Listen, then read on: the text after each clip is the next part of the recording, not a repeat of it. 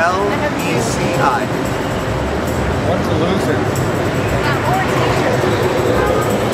I'm a teacher too, you dumb bitch. I'm good. Okay. Yeah. We have a statement that was approved by our General Assembly tonight. I'd like to share it with you.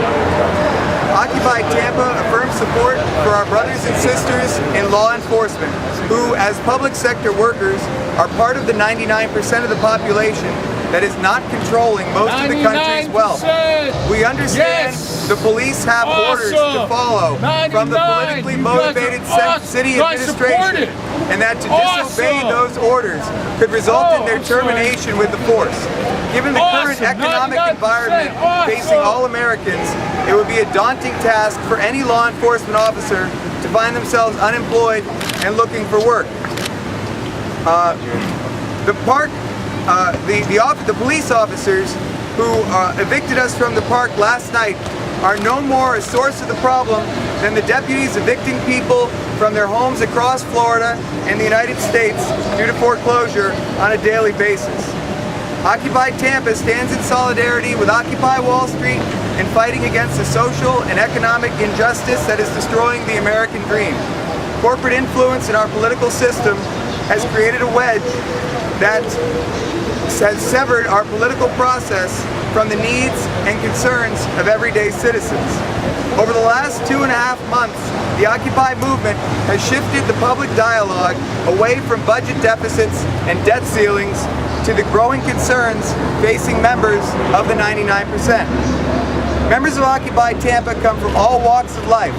We are students, we are professors, we are mothers, fathers, sons, and daughters.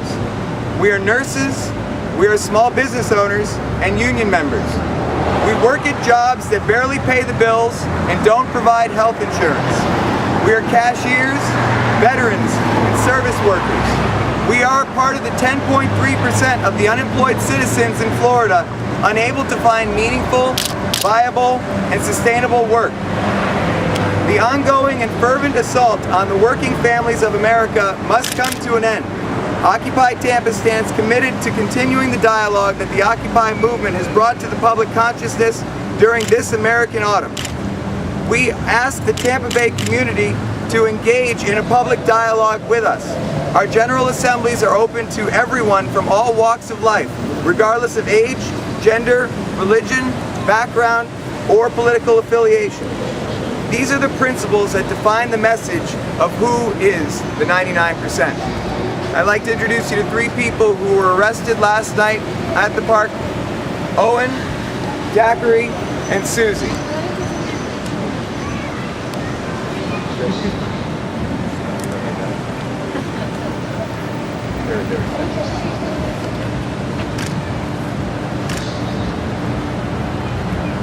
So do y'all have any questions? Or? I guess just what would be your personal message to the officers in the city of Tampa? All right. Well, first of all, just to be clear that I do not speak for the General Assembly. Nobody speaks for the General Assembly. So everything that's going to come out of our mouths are our personal stories and our personal representations of ourselves and how we saw things. And so as far as what happened last night and what we're trying to do here, it was pretty much wrapped up in the statement. The police did kick out our media team and all of this kind of stuff, but we weren't doing it necessarily, or I wasn't doing it necessarily to be in a specific park or be in a park. And what I'm trying to do, or what's important to me, is actually create a place to have, to show discontent first of all, and have a place to have dialogue about how to address this discontent with others who are also interested in the same things that we are. A lot of times, at least in my experience, I have felt alienated as far as I'm weird or something like that for thinking about these decisions, these things, or well, can't you talk about something a little bit less serious, or you can't talk about politics and religion and all of these things. And these are things that affect our lives on a daily basis. These are things that we should be talking about.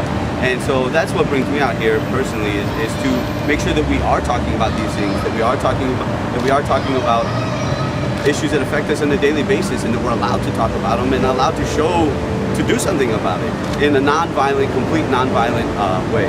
So Can you give us your first and last name and spelling? Owen Gaither, and OwenGaither. And I do have a job, and I do go to school full time and work full time and have an internship, and I'm still out here. So to quash that stereotype. The night of December 1st, I tried very hard not to lose.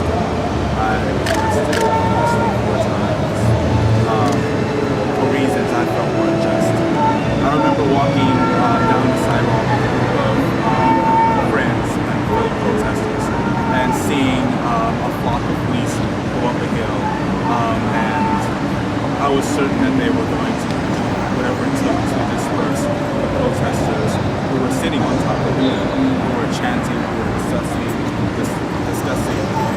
politics. And so we on the sidewalk, seeing our friends being fought by a flock of police officers who were chanting, we put together to try to, address officers, take their attention away, say that, hey, we're here too. Why are you going after that? And the officers came into the sidewalk and were standing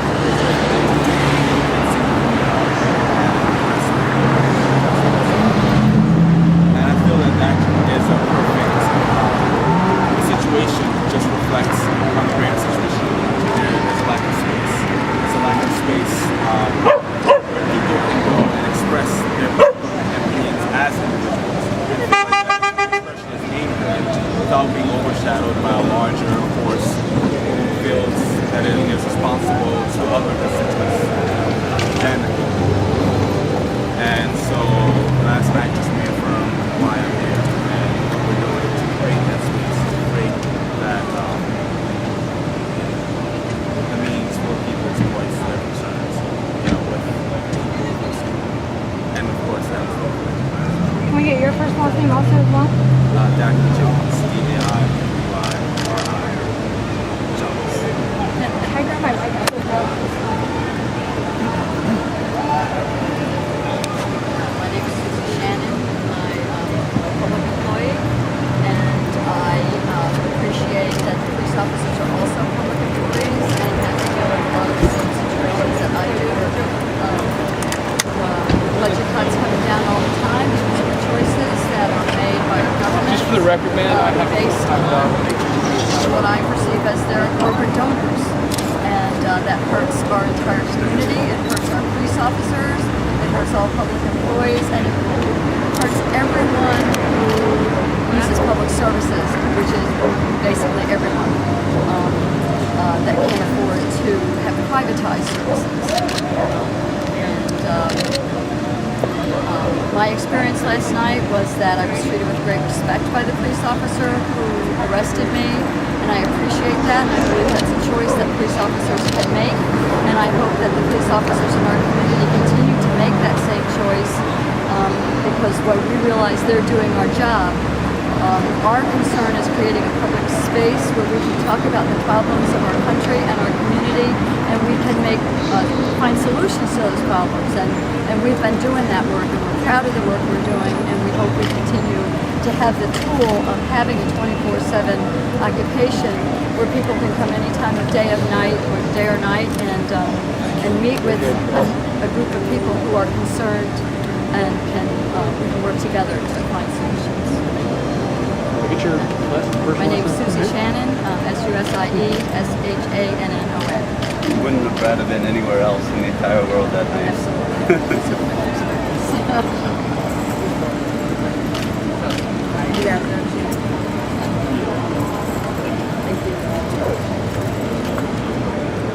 What's next? What is next? What is next? We are going to be taking part in several nonviolent direct actions over the next couple of weeks in solidarity with the plans coming out of Occupy Wall Street. I had to go all the way down to the car to get the pension card. In the meantime, somebody's shooting the sidewalk in Curtis 6.